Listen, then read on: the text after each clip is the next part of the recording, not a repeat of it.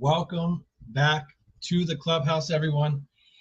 It is the guy that everyone loves to hate, your boy, the Crooked Commish. We are back at it. We took a 2-week hiatus, I guess you can say, or break we had to take.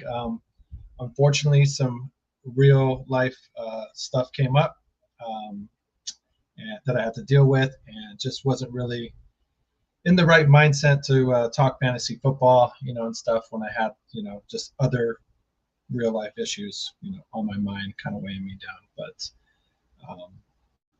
now that that is done and over with, and especially now that the first domino is about to fall here, the first preseason game is starting tomorrow night. The Chargers and the Lions are kicking it off for us. So we'll go ahead and talk about that. We definitely have a lot of people already in the chat. I see Lee in the chat, a Chargers fan. I'm sure he's hyped and ready to go to and talked about, his new running back, staying at the Hampton Inn, Omari and Hampton. He also is probably excited to see Justin Herbert and Jim Harbaugh kind of installing year 2 of his offense there. So, but I'm excited also to have our guest back, Bogey from the Gen Wealth Network. He listened to us, took our advice, and came back to the Clubhouse to talk more fantasy football, break down tomorrow's game as well. And then, of course, we have the loudest mouth in the Clubhouse when it's talking fantasy football, that is.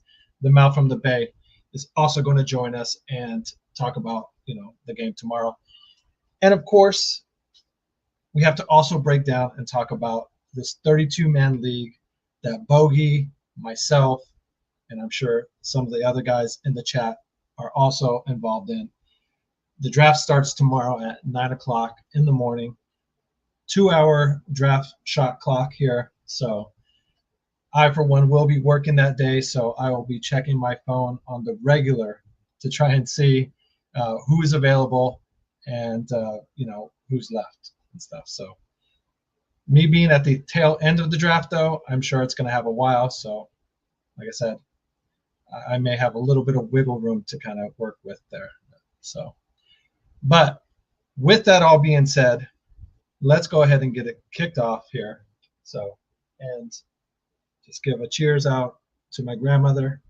Love you, miss you, and until next time.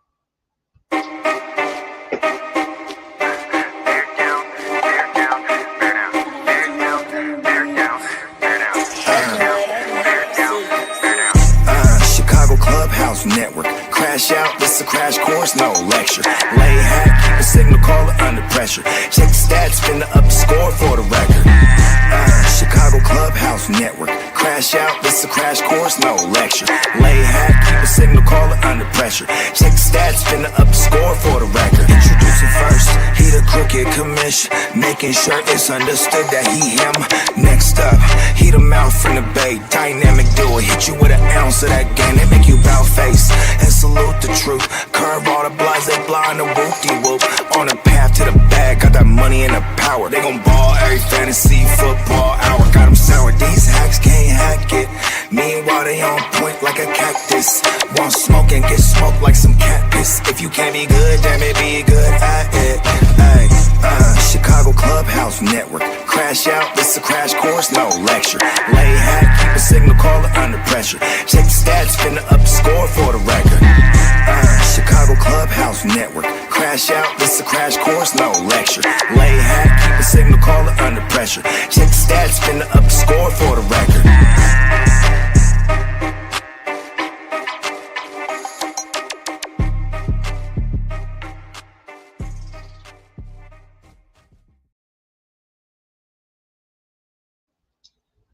I hope you guys enjoyed that banger, courtesy of Bogey. Thank you again for putting that together for us. Like I said, I like it more and more every time I hear it. So like I said, can't wait for you to maybe next season do it again and stuff, and do a remix version of that. So we'll see. So, but let's go ahead and get the rest of the group in here so we can go ahead and get these games broken down for you.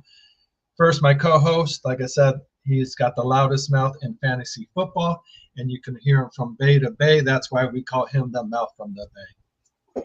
But that fucking shit's a bang every time that shit comes on, dog. That's time. It's game time. That's right there, dog. That's like that 30-second fucking coming out the curtains. It's like it's time to come go. It's time to come. Let's go.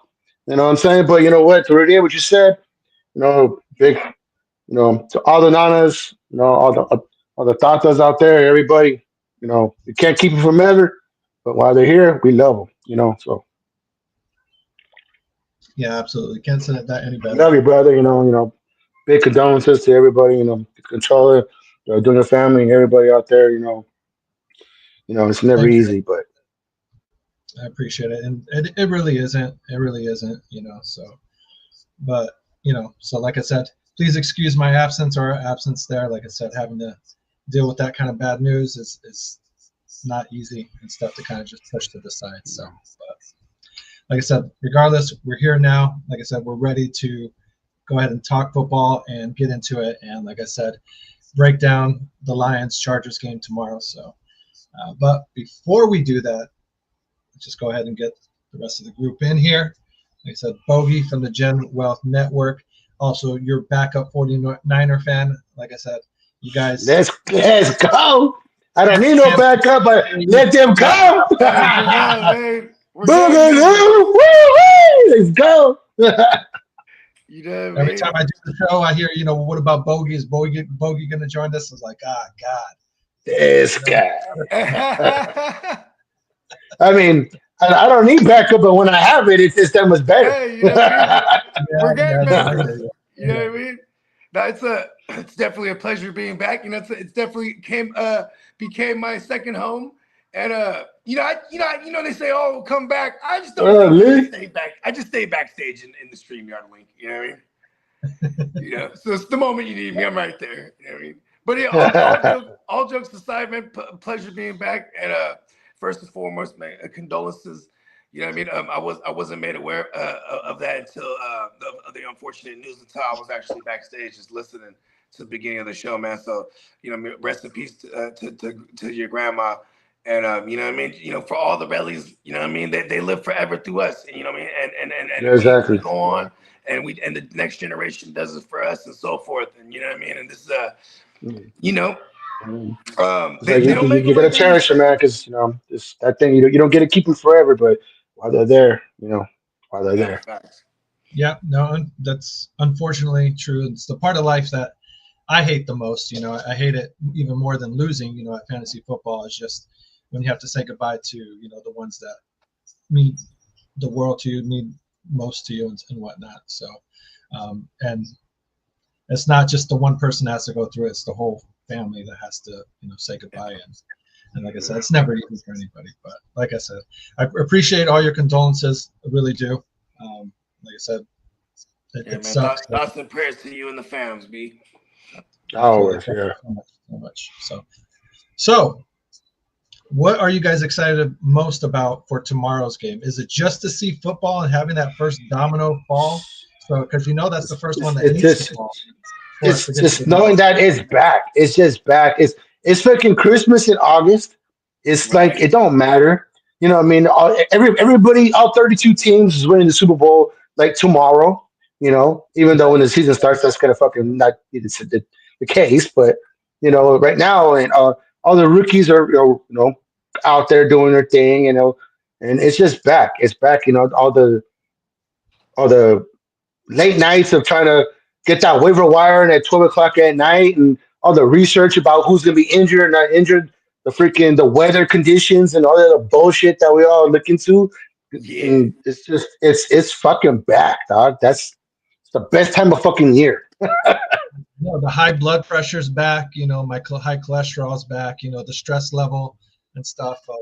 Game by a half a point or a yard. I think you guys don't know. But you guys have all this time been unaware that you've been residents of the row. Do you know what the row is? Enlighten us. It's the WROE. It's WROE, the row. We all live on Fantasy Row, the wide range of emotions. And I happen to be the mayor of Fantasy Row.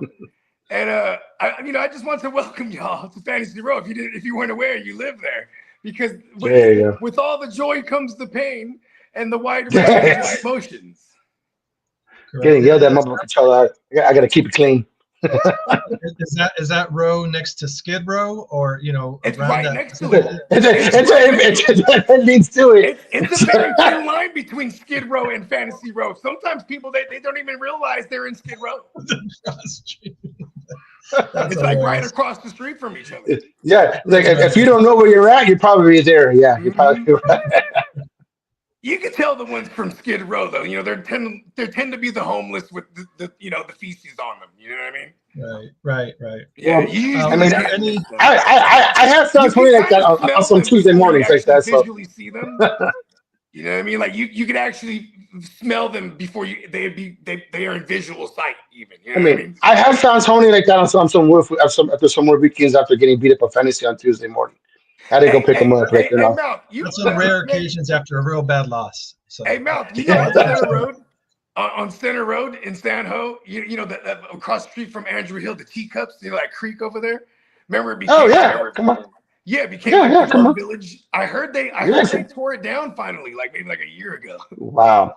Well, that was like Shantyville, like that's a huge Shantyville. So yeah, people living in there, probably even more. What up, Lee? Huh? I said, what up? I said, what's up?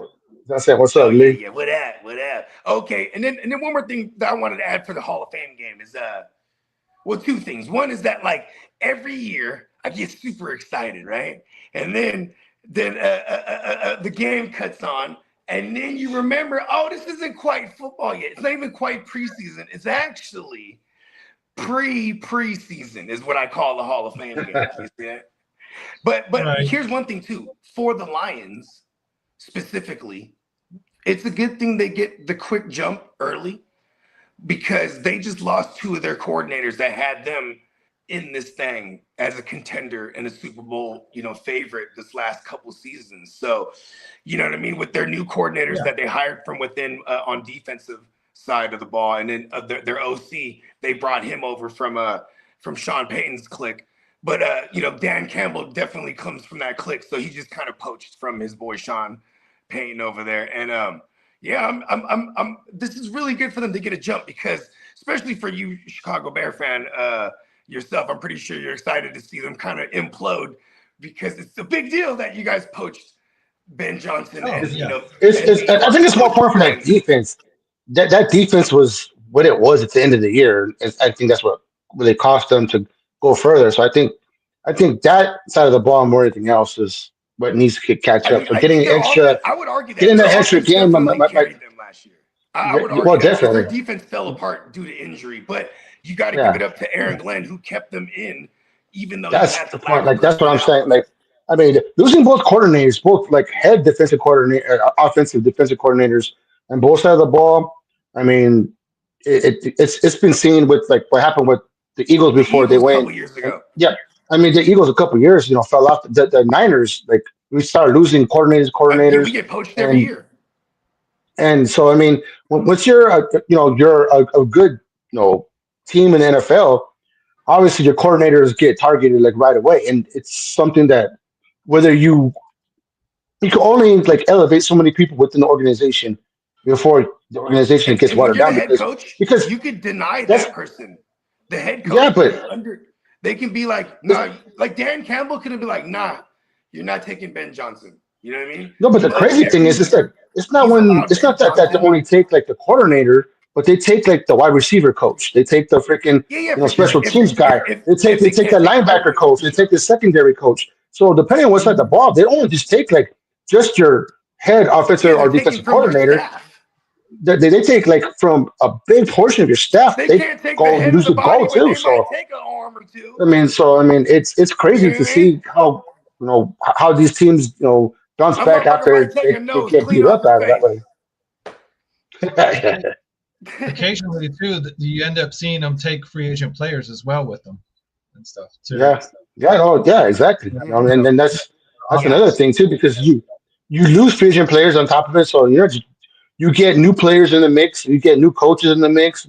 So it's not just because the team did good last year. doesn't mean it's going to have the same success.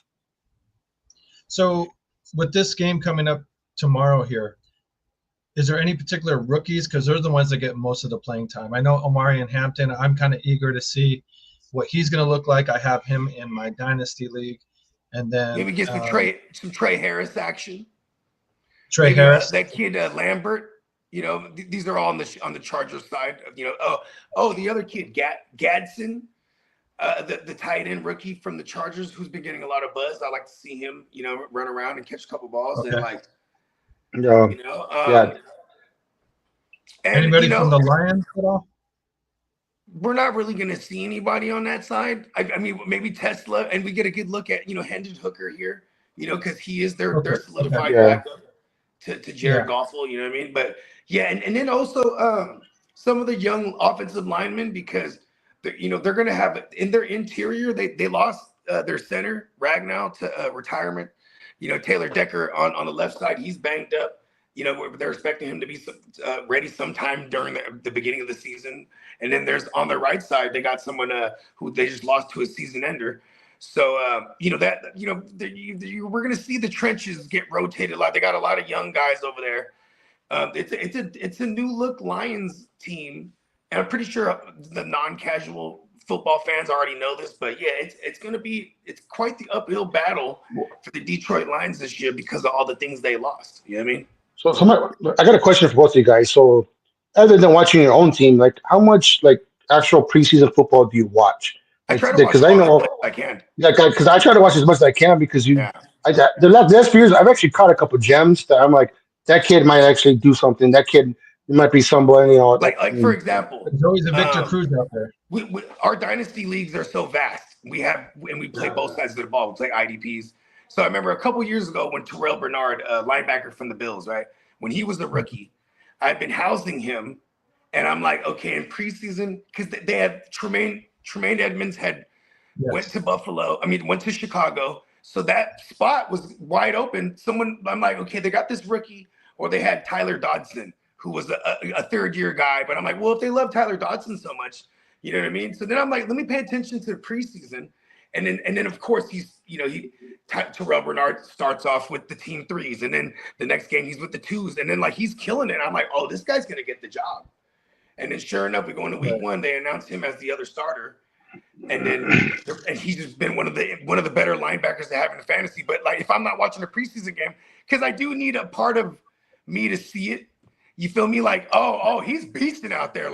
Okay, he got it. He's not just otherwise, I will take a dice roll on certain players just because they have a clear path to being a starter. You know what I mean? That goes for both sides. You know what it is? Bogey, is they need to pass the eyeball test. That's everybody needs to see it. Yes. Because I got to see it first.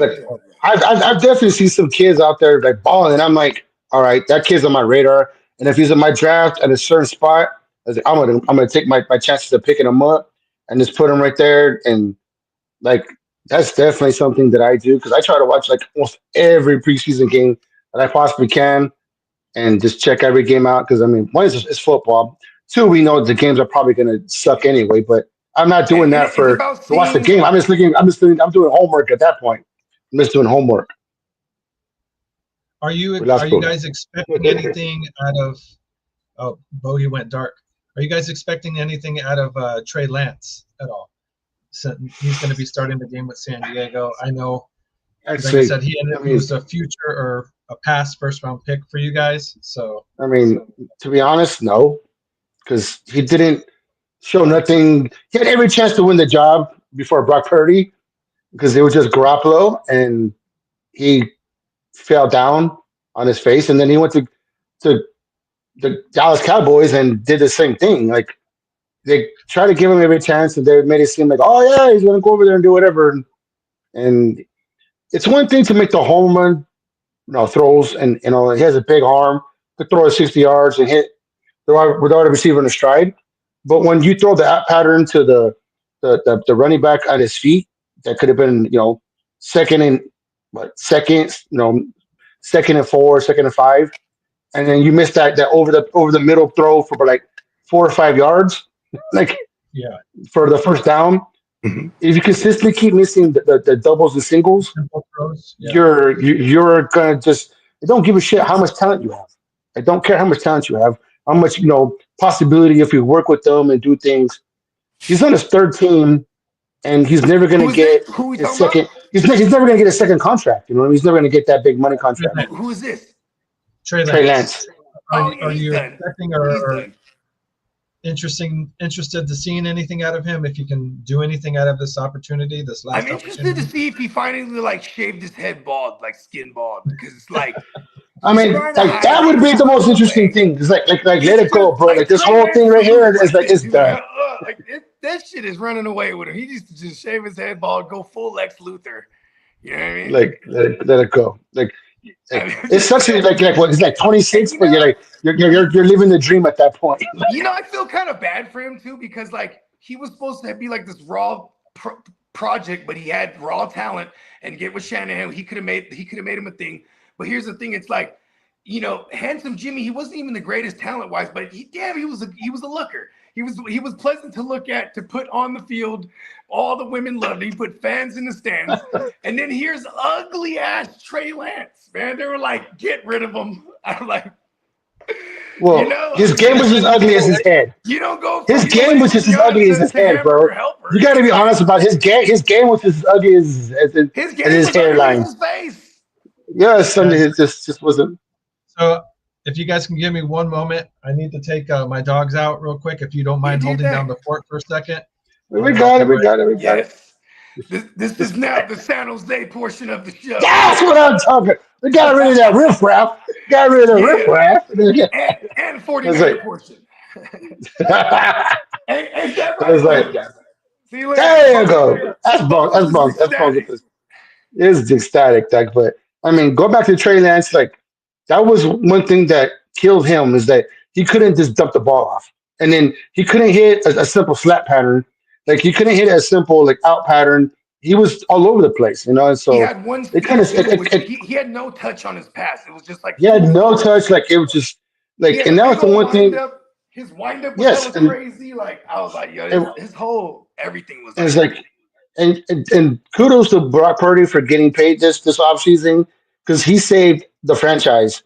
Because right now, Shanahan and shout out to the Brock. Shanahan and Lynch level more because they would not be employed right now by the San Francisco 49ers because you do not just draft the third or fourth pick up in the draft, put all that draft capital and then miss that badly and still have a job and to get a second contract on top of it. Like that's insane. I mean, that is insane. Like Brock Purdy, people hate on him, whatever he is, what he's not, game manager. I'm sorry. If you're following the game plan of any NFL head coach, you're a game manager. They went and sent away. We sent away Trey Lance while he was still on that rookie contract for a fourth round to the Cowboys, and because to get him Mustafa, we were trying to get him, send him to the place where he could sit behind a good QB that has a receding hairline. So but he can show you what I love more than that is that a good QB with a receding hairline. That draft pick became Malik Mustafa. So I mean that shit worked out. That really did. And he tore his ACL this offseason. That sucks. That does suck. We've been cursed at that safety position because even Hugh Fanga tore his shit, remember?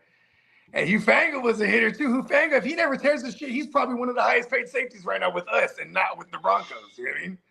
Yeah. I mean, that one did hurt. I'm okay. We got solid where the scheme's gonna help just as much as the personnel that we got.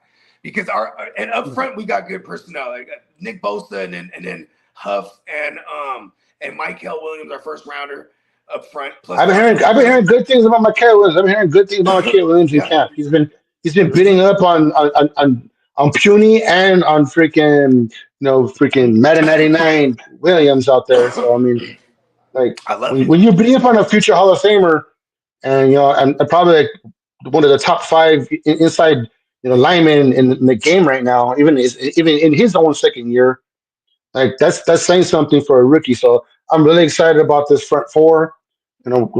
Big old Alfred Collins up there. So your linemen, they're both rookies essentially that are going to get the start. That they can win the two rookies. Exactly.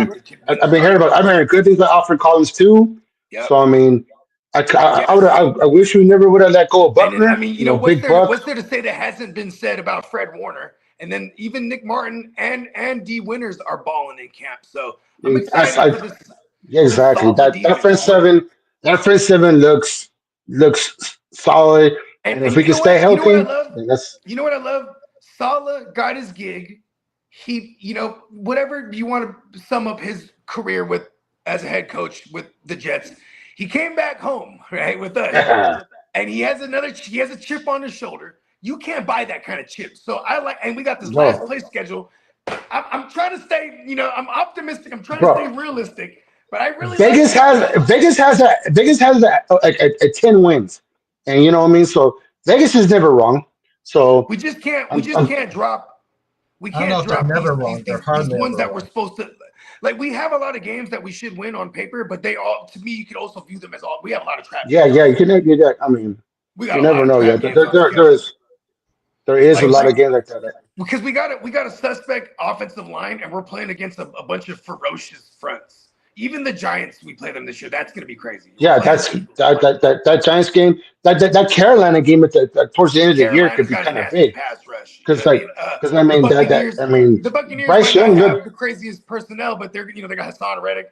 I'm just scared of him. He's the one that killed the Bucs before. Baker Mayfield is low key a top 5 freaking QB in NFL the last 2 years. It's not low key anymore. Like, and you know what's dope? No, I'm saying, but no one talks about him. No one talks about him, bro. He's been a favorite. And anything you see on ESPN, when it comes down to it, when they talk about the top 5, he's nowhere in the top 5 when it comes to. I mean, the top 4 is like the Holy Trinity. Mahomes, Burrow, it's but Baker's somewhere always in like the 5 to 15. That conversation. So I mean, but Baker Mayfield has put up some fucking numbers the last 2 years. Okay, let me ask you something. Did you hate Baker Mayfield back in the days? Because people he's so polarizing. A lot of people hate him, so they didn't even give him a chance when he's like balling out. Because what's funny out in college, and then his rookie year, he matched the rookie passing touchdown record. You know what I mean? What was funny is I did not like Baker Mayfield to be the number 1 overall pick. I thought he would be a very good pro, but I did not think that he deserved to be number 1 pick. I thought he absolutely killed this interview. And he won the job.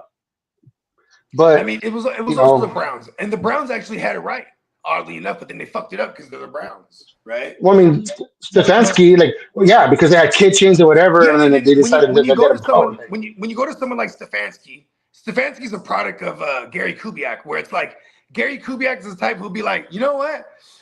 We could take any QB, and this is the QB friendly system. So he kind of like I said, he came in the mix the 3rd year with Baker, and he got them into the playoffs, and they beat the Steelers even in the playoff game. So that alone showed that Baker could play within the confines of a system. Prior to that, he was with Freddie Kitchens and Hugh Jackson. Is Hugh Jackson? That's the actor, huh? Coach Hugh Jackson. There you go. Yes. There it is. And these guys, he was dead in the water, but he was slinging it. I mean, the rookie before Justin Herbert broke the rookie passing touchdown record. It was Baker's. Baker matched it. Because originally it was at 28, and oddly enough, it was. I mean, not oddly enough, the guy who set the record was Peyton Manning, but then Russell Wilson matched it with 28, and then here's what 28 was Baker his rookie year. Justin Herbert broke it with 33. So it's people forget he came out the gate slinging it. But then it was the system they put him in, and they had Nick Chubb, and it was just everything was on the back of Chubb. It's one of those things his injury too, the fact that he got injured there for a while, and shoulder. He played through it instead of doing the smart thing. For sure. Correct. Yeah, it never healed. By the time the Browns were officially eliminated, which is week 16 or some shit like that, and he went to go get it checked out. It was they told him what everybody knew, that his shoulder was completely messed up and should have been sitting out the last 6 to 7 weeks. Yeah, they had duct tape on it. Yeah. That's one thing I've always heard from gamers that Baker's is a football player. He's not a quarterback. He's a gamer, so he was never going to sit down. He wanted to go out there. The Rooster. Homeboy is That's heading what we to call him his in the teammates without a GWA because helmet. he got his chest out. He just be strutting, bro. Like, hey, he talks this shit, but he can back it up. That's why I love the Rooster, man. So real quick, I wanted to ask you guys, going back to the hypothetical here, going back to the game, tomorrow night's game. We know that the Chargers brought in Najee Harris in a 1-year contract to be the running back there. Do you think if hypothetically Hampton in this game here just balls a house out, has like 100 yards and stuff and, a touchdown or two, any chance that fantasy-wise that he could start going above Najee Harris? No. He's already going above Najee. Even before the Najee little fireworks incident. I mean, yeah, I was gonna say that. Like, go ahead, Mouse. No, I was gonna say what Boogie was saying. Like, I don't think he needs to worry about going ahead because I think he's going to be that person already ahead of Najee. Like, I think they're going to kind of give him a little run because you got to give him some run because he's the one that brought in he's had 1,000-yard years. He's shown that he can play, but you don't draft someone that high and then let him sit there. Like Amari, like you said, Amari Hampton's already getting drafted like the second or third running back in most drafts that I've seen him in my mock drafts. So like that's not something to dispute whatever. Third? Genties. I mean, past the second or third round type of shit. Yeah. I'm sorry, I'm getting my shit confused. That would make him the starter. Like he's jumping in. He's jumping in like a lot higher than I think people realize. And people are like putting the fact that like Harbaugh wants to fucking run the ball, and you know that Harbaugh and Harbaugh's would have had a career year, but he can never stay healthy. And to have those two running backs together, someone's gonna have to be the bell cow. But Najee Harris has never been that big and explosive back. He's been that guy who wants to get 20 to 25 touches in the ground, and that's how he gets his 100 yards. And Mari Hampton is going to be somebody that actually he's going to take top off. He's going to have some house calls from far. He's going to have some house calls. So the explosive element is going to for sure. Absolutely going to push him up that depth chart within week 2 or 3. What's going to hurt Hampton is if he can't pass pro, because that is true. Pass pro, and they're gonna and you have a QB that's the face of your franchise. He's paid. You got to protect them. So at least this kid, he gets the jump at it, because if Najee wasn't hurt right now, Najee would be the guy they have with the ones, and they would make this kid earn it, even though he's the first one. I'm just saying, from what we seen from Philadelphia last year, like how many games did Jalen Hurts not have to really actually do nothing, because Saquon just absolutely just housed every time he got the ball. I'm not saying he's Amari's Saquon. I'm just saying that's the type of explosive plays that you could probably see from him. I would never mind paying up for a Amari Hampton in a redraft versus being like, oh, if I want a rookie, maybe I'll wait on the value for a Caleb Johnson or a Cam Scatterboo. Like I still would pay up because he's going to be on a good rushing offense. You know what I mean? Like with a good offensive line too. Yeah, the offensive line is going to be very good. They got one of the better lines in the game, and that play action pass is going to be be nasty this year. When it comes to fantasy, like I'm trying to be, and running backs, I want my running backs on good offenses as much as possible. Like, maybe if, like I said, if I have a Cam Scatterbo later on, it's probably because I'm getting him super late. But like, what am I expecting out of him? To be like a decent flex? You know what I mean? Because when you're a running back, and if you're on a shitty team, like that has to abandon the run, that doesn't help. You know what I mean? So and Tracy is still probably the running back one ahead of him as well. So I know he had his fumble issues and whatnot, but he didn't completely shit the bed yet last year at all. So yeah, he played phenomenal. And he's a receiver converted running back too. So if they're going to do some form of 1-2 punch, it says on paper who's going to play what role. But Hampton, this hurts Najee right now, him missing this time. He could come back, and now he's the number 2. And then now Najee ain't worth a damn unless something happens to Hampton. You know what I mean? Well, speaking of running backs, let's stick with them, but go to your team here. Your guy, the guy on your guys' team, running back MCM, there, Christian. His name is Christian McCaffrey. Correct. That guy. Yes, he goes to Catholic MCM. school. This guy. I was like, the brand? I was like, that's the closest. Right. I mean, I guess it's not like he called him a bum, huh? MCM ain't a I don't know. I'm not really sure. It's just Chicago, a little clubhouse thing. Yeah, MCM, they got the backpacks and shit like that. You know what I mean? Some designer shit. That guy too. Yeah, no. He's switching up. Maybe Crook just realized he's dyslexic. So he switches up his letters. But how early is too early for someone like McCaffrey, draft him in fantasy leagues? You just got to ask yourself who CMC over who, right? Yeah, so if you're on the clock, CMC or CD Lamb. Okay. It's one of those scary things because when he's healthy, CMC's the 1 or 2, 3 in the league. And he's not healthy and he's missing 5 or 6 weeks. He's going to kill your fantasy game. He's going to kill you because he killed me last year. Believe me, the year I had him in my keeper league, he freaking got me to Super Bowl. And then when I needed him in Super Bowl, he was hurt. So he killed me. But yeah, that's just one of those things. Yeah. Because Saquon's the same way. Saquon's the same way. He had a great 2000 year, but what happens the next year to most people who get those 2000 years, they barely get over. I think it was 13 or 1400 yards for the year, and they don't have the same impact that they did the same year. CK had CK 2000, the same thing. Coming off of close to 400 touches isn't nothing to sneeze. Yeah, exactly. Because he comes out of the backfield on top of it. Derrick Henry had the same problem. Everybody who's hit that big number has never been the same running back the next year. So that's one of those things you have to look at. I have a full understanding that CMC could die on me at any given moment. So it's I just try to find the sweet spot. I'm not going to reach up on for him. There's too many players I'd rather have. He's still a first rounder in a 12-man league, though? In the second round, I would love that, No, why first not? rounder. He's still a first rounder in a 12-man league. Even at the back end. You get him at 12. If I'm at the swing around, it's considerable. There's just still a lot of players. The first 24 players are solid. And he's one of them. It's so it's just where you feel you should place him because there's going to be people. Value is all subjective.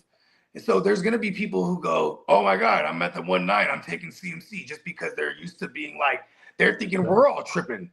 They're thinking 8 people were tripping before them because CMC, they're used to seeing them get drafted top 5 or top 3. There's going to be people that have that frame of mind, and there's going to be more savvier leagues that are going to play the weight game and see how far he falls to get a decent value where everyone feels comfortable on him. You know what I mean? Because the injury history the injury risk should be baked into his ADP. You know what I mean? I don't want to draft. No one wants to draft him 101. People did that last year, and I even was one of the people who told people don't draft CMC, just take Jordan Mason at the very last round. You know what I mean? And that worked out phenomenally until he died too. But that's just the thing with the Niner running backs. Period. I'm hesitant in redraft leagues to draft McCaffrey in the first round. Second round, I'm more open to it and stuff. But, and obviously if he happens to slip into the third round, which I don't see that happening, it shouldn't happen. But if it does happen, then yeah, I'm definitely jumping all over that. But it's one of those things where the fantasy season's not necessarily as long as the NFL season. So missing anywhere 3 to 4 games is pretty crushing in fantasy world there because, you only have about 13 of them. So, and then if it goes on beyond that, and you even hope that once he comes back that he can hit the ground running and be the same guy and he's not on what you call a pitch count or, re-aggravates the injury that he was healing from right away and stuff like that. So it's always one of those guys where you're holding your breath anytime you kind of draft him just because of the amount of usage that he's getting too. It's just any day now, he can, pull up. I feel the same way about running backs, period. That the running backs that go in the first and second round, I feel the same way about all of them. It's because if they cost a lot. They go in the first and second round because of the type of workloads they get. So, but that's the thing is if they get hurt on you, you know what I mean? You just lost your first or second rounder. That's definitely a big blow to your team. I try to be as risk avert as possible. in the first and second and third rounds of these redrafts. So I tend to like, you know, like the CMC, I'm not going to go get him in the first round. If he's in the second round, maybe, and that's phenomenal value to me personally. I would have no hesitations of doing that. You know what I mean? But like, I would be so mad if I passed. How often is that guy in the second round still? I mean, you got to think about that. How often would that guy be in the second round? And like I play in all my leagues have 3 wide receiver sets. So I'm going to emphasize trying to get as many elite receivers as possible, especially in a single QB. In a super flex, it makes it a lot easier because most people are going to go in for the top QBs early. And you know what I mean? It changes the dynamic of the draft. But like, yeah, like in super flex drafts, CMC, he's fell to like, you know, mid-second round like it's normal, you know what I mean? Because there's just too many good QBs and receivers and other running backs. That's why, because it was going for QBs right away. That's always going to happen. You know what I mean? So, but you know, I also just think like I commend people who are not afraid to draft CMC because that means you're not afraid to win. I mean, you know, if all goes right for him, he's telling you, like Patrick Mahomes and CMC, and I rolled those two to freaking do the Super Bowl. So yeah, I mean, you know what I mean? And like, you know, hey, especially if you can get a CMC or a, you know, like Derrick Henry, you know, any of these guys that fall out of value, you know, even Tyreek Hill, who's not a running back, but like Tyreek Hill. What's crazy is because like those guys are like touchdown vultures, like Derrick Henry, you know, CMC, Saquon. Well, Saquon to a certain extent because you guys freaking, you know, got hurt, but you know that a big name guy, like they're going to eat, you know what I mean, around the goal line, and that's what they want. You know what I mean? That's what you want. You want someone who's going to get touchdowns. I mean, that Cooks last year was a huge surprise for me. I liked him, but he has 16 touchdowns, even with the quarterback running for all the touchdowns that he ran. So I mean, like, there's one of those situations where I didn't expect for him to get that many touchdowns, but it was a surprise. He was absolutely surprised. James Cooks was a huge push for me because all the touchdowns that he got, because he would never always get to 100 or to like 100, 110 to get that bonus, but he would get 2 or 3 touchdowns, still got me to my 20 points. And that's what you want from your first or second running back. You want them to have 20 points because if your first or second running back, your first or second wide receiver, like you say, is getting you 20 points, then what are you doing? You're probably going to lose. You know? Banking on touchdowns is the most volatile thing ever. Absolutely. But like when if you get your hands on a bunch of running backs, you know what I mean, and they're load carriers, you know what I'm saying? You got to feel good. Those load carriers cost money in fantasy. You know what I mean? You got to go up and get them. No, like, I mean, it was like the tight end for the Packers last year. Like he had a run, and I called it because he was literally getting maybe like 4 or 5 catches for 60 yards, but he's scoring like 1 or 2 touchdowns like every game. I mean, you called about like 6 weeks. The only guy available because everyone was hurt. You know no, like I called him. Look out for this guy. You know what I mean? Look out for this guy because me and Commish were talking about like who might be coming up last year, and I called him out. I'm like, this is someone you should probably put on your radar because he is right now is a favorite of Jordan Love, and for about 4 or 5 weeks, 6 weeks, he had a hell of a run. He taped off at the end of the year when they already started game planning for him because they didn't know who the hell he was at the beginning. But they started game planning. He fell off, but he was also behind Musgrave. He had to wait till Musgrave. Well, Musgrave wasn't there, and that was a great thing. Musgrave wasn't there, and so he came on the scene, and with all those wide receivers, you didn't think that the tight end was going to be scoring all the touchdowns, but he was, and he absolutely took over for about a good month and a half. You know, like I said, like Musgrave came back, and all the wide receivers started crying, so they kind of had to even it out a little bit. But for a good month and a half, 6 weeks, absolutely. Hey, look, I'm gonna be real with you. Green Bay's a really shitty passing offense. It's hard to gauge them this year because with Josh Jacobs, they're just a phenomenal running team. You know what I mean? Like, I mean, I know because I had Josh Jacobs last year. The jury's out on Jordan Love as a passer right now. He can shred. I ain't gonna lie. He was just QB4 2 seasons ago. So I do like the value we're getting on Jordan Love even, but like, yeah, I just don't really trust any of that passing attack. Not even Tyler Kraft. No, he would fall off a lot, and that's what sucked. But that tight end will still get like a touchdown or two, and when you get a tight end 20 that's scoring you 18 to 20 pounds. No, I mean, sorry, 18 to 20 points. I'm sorry. I mean, that's it absolutely because he started that's what you want. Talking street isms. Yeah. You heard me. You understand what I said. Yeah, that all of what? So Bogey, so we were mentioning earlier, tomorrow we have this 32 World War III man league that we're kicking off at 9 a.m. and whatnot. I ended up getting the 31st pick of the 32-man league, so I'm way at the tail end of the backdraft. You got the quick what, swing 20, around. Yeah, in the third round, quick swing around, and then in that third round we have that reverse order and stuff. So hopefully there's still some good players hanging around there. But I mean, that's like 3 picks right there for you. Boom, boom, boom. That's nice for you though. I mean, it sucks that you're in, but I think about it. You're gonna snake some nice people on the back end that are gonna come back around because that 32.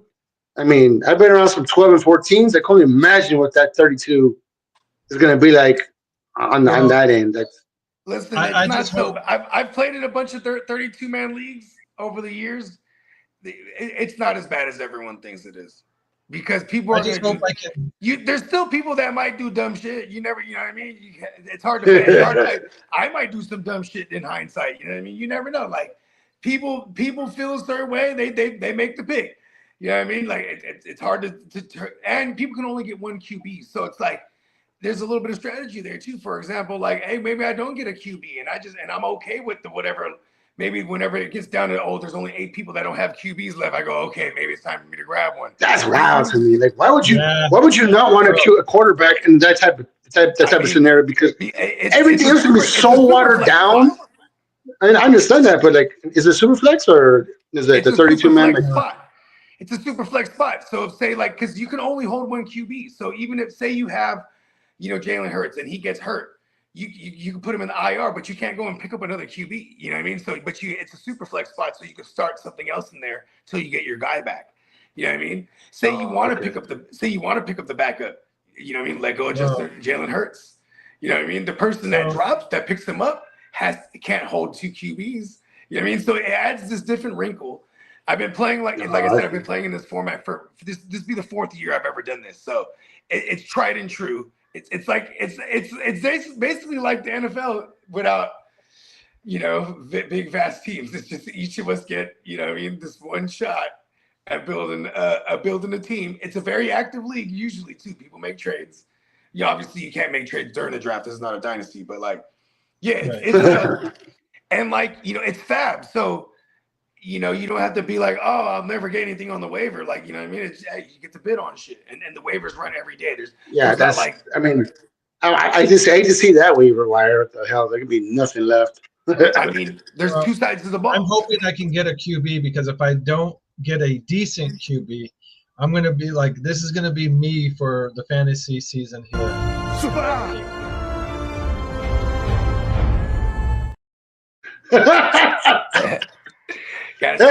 Hey, I can't feel my legs. They're in water, fool. Stand up. You're good. No, I'm telling you, man, like that's what you're just going to have to tell yourself week to week in that league is just survive. Just try and survive week to week. Just make it, and don't even think about it the long haul there. So, but more than likely, I may be that sacrifice there, just getting shot up there. And especially if you can't get, in my opinion, you need at least hopefully a top 15, maybe top 20 QB. After that, you're just kind of. What's funny is like when you use the word you need, right? Because I've seen people win with the top tier QBs. I've seen people win with 0 QB. Like there's so many different ways that that I've seen people win these leagues where it's never like, wow. Like, and it's not like we play in many 32-man leagues all the time where people are kind of accustomed to how it goes down. So even me telling you, even though I've played in this, be the 4th season I've played in this type of league, even I don't know how it's gonna go down every time. You know what I mean? I don't even know what I'm gonna do. I'm sitting at the 19 spot, feeling pretty good though, because I'm like, all right, at least at 19, I get a really good gauge at what's going on. And then, and then I only have to wait 23 picks on back. All I know is like next year I'm gonna jump in this 32-man league. I got too much going on this year, so I couldn't do it. But next year I want to do it so we can get to this Vegas trip. So we can get to this Vegas trip that you and Leon and everybody else talking about. Like I want to be part of that nonsense. I want to be part of that madness. That madness is more important than the freaking actual draft. I can have drafted the shittiest team ever, but I'm a part of that Las Vegas trip. That would be the best thing ever. And I ain't gonna lie, that's been our boys trip every year. So this will be the third annual that we've been. Very nice, very nice. Yeah, I'm telling you right now. Yeah. Yeah, I'm excited. It's our boys trip for real because I'm a 40-year-old man now and I don't really do nothing but work and the kids. Yeah, we're still alive though, brother. We 40, but we're still alive. Yeah, we got families. But I'm just saying though, like, don't mean we can't go out there. Have some fun. Before I'd be like, hey, I'm gonna go to the bar. Hey, I'm gonna go to the club. Or, hey, I'm gonna go do whatever. Now I don't give a fuck about none of that. I just save it for this trip every year. And, absolutely. And the wifey can't say shit, and it's. We all get our permission slip signed by the wives, and we go. There you go. Get that hall pass. Get that hall pass. Yeah. And like, what's funny is you can go. Just don't have too much fun, damn it. You can go. Just don't have too much fun. They just, you know what you got to do is you got to lie to them and be like, every time they ask, oh, how was it? Oh, it was terrible. Just I need to go again next year. But I need to go again next year. Hey, that's a damn night because all the wives watch this show. That's a damn night because all these wives watch this show. They damn know we're gonna fucking ball the fuck out. Yeah, that is true. Someone is jumping off a hotel roof into the pool. Someone is jumping off a balcony into a hotel pool at 40 years old like an asshole. One asshole is going to the hospital. I'm just saying. Someone's going to urgent care. And if no one does, then it's not a good weekend. I'm not going to say any names, but it's definitely happened. That's what I'm talking about. It's easy to get. See, but it's bogey boot camp. Anytime motherfuckers in Vegas with me, when we're doing power drinking and there's a lot of designer allegedly's going around. It's bogey boot camp. I'm like, listen, everybody stay hydrated. I'm making sure people are doing things the right way because get this bottle of water. Get this bottle of water. Dehydration and things of that nature in Vegas is very probable. You know what I mean? A lot of buffets and bottled waters. We got people that come from all over. We got guys that are coming from Chicago and Philly and Boston and Texas and Florida and Minnesota.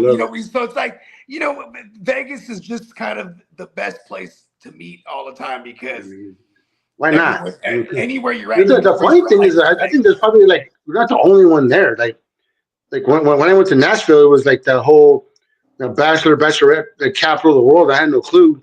And Nashville, Vegas now is becoming like the whole, like the whole freaking, draft capital. Like everybody shows up and go to whatever casino. What can you do for us? Type of thing. Mm-hmm. And, you might be next to 5 different draft parties all doing their same shit. So that's what's up. Yeah, it is pretty. Yeah, last year we had mandatory bucket hats. This year it's mandatory fedoras. Me and Steamboat, me and Diamond Joe, we don't play. And, there might be about 4 or 5 individuals that's unenthused about, the hat situation. So we always just buy it. I got a box of fedoras I'm about to bring. Listen. You get one, and you get one, and you get one. Put on the damn hat. You feel me? Pick a goddamn fedora and put some sunglasses. Shut up and be happy about it. Yeah, I love that. Just shut up and be happy. I mean, last year, you saw 20, maybe 12 motherfuckers in bucket hats. You know what I mean? Now, this year, you're going to see 30 motherfuckers. Oh, I'm so sad I can't be there this year for that shit. So sad. We're going to be like 30 deep pictures and stuff, I'm sure. Yeah, and we're definitely be streaming. So that, I guess in that aspect, what happens in Vegas doesn't necessarily all stay in Vegas. So, you get to see some of the shenanigans. You got to keep the PG-13 on camera. But what happens off camera happens off camera. What happens at what happens at a Coldplay concert doesn't stay at a Coldplay concert. That gets shut you can hide, but we find you. Why didn't that dude the dude just should have started kissing the hell out of her and went like this and blocked her. You know what I mean? It was a kiss cam, man. That's anything would have been better than what he did. I'm just saying, $50 million a year, keys to the fucking country for some dried ass chicken. That was some dried ass chicken right there. That's some fucked up shit. Yeah. I'm sorry. That's some dried ass out chicken. HR lady will always fire you. That's just a lesson to be learned to you people out there. Hey, no matter how slick you think you are, the internet, and everybody will find your ass. The internet's undefeated. I would have lied. I would have denied and lied and denied till I died. So that was AI. That was AI. That was not me. That wasn't me. That was AI. That was someone else with that concept. See, you know what's fucked up? It was that people don't realize that he was gonna get a threesome going. There was another chick there who was the one that got right next to him. Oh, yes, that ruined the night. That ruined the night. It wasn't just regular cheating. Not only did he take her to a Coldplay concert, he was trying to get it down with the two of them. The chick next to him, yes. It was the 2-for-1, and it's bad enough if you're having an affair with a coworker, but he's potentially not you're fucking both of them. That was a full blown Diddy party. That was a full blown Diddy party that never happened. That's what the look on her face was. She was like, "Oh my God, you just ruined the night for me. I'm not gonna get, that threesome I was promised." Hey, there was no chairs. There was no chairs. He crouched down. Yeah, hold on. I'm on a show. He crouched down, and he's hella tall too. It's like, what the hell are you talking about, Boogie? Boogie's about to get yelled at right now. I'm like, oh, thanks, man. So real quick, my girl and my oldest just came home. They're telling my girl's like, she was like, go take the garbage. Hey, East Side shit. She's like, take your ass outside. But I love it. But take us on a field trip. Multitask. She's like, go get them groceries. Hold on. Where's the question? Before we sign off, that better be on one hand. There better be no two trips over there. Yeah, we know two trippers over here. We know two trippers. We gotta take care of all that.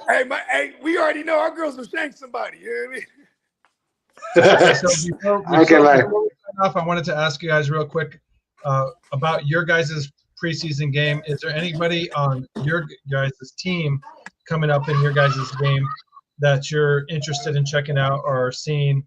That second level. I want to see what D. Wenders and Nick Martin do because obviously freaking like what's his name's not going to play a whole lot. Like you're not going to play Fred. Fred's not going to play. So like I want to see what that second level and that third level do. Because we've had some people getting hurt. Like Agent Zero got hurt. Green's not dealing with little injuries or whatever. We got some people out there on that second level. Obviously, we lost Mustafa. So I want to see what the second and third level does. Because last year, like every team ran over us in the offseason. Or in the two preseason games, I'm sorry. And it was a precursor to what was going to happen throughout the season. Yeah. Like we just got ran up the middle. We got everybody ran up our ass. Like it was horrible.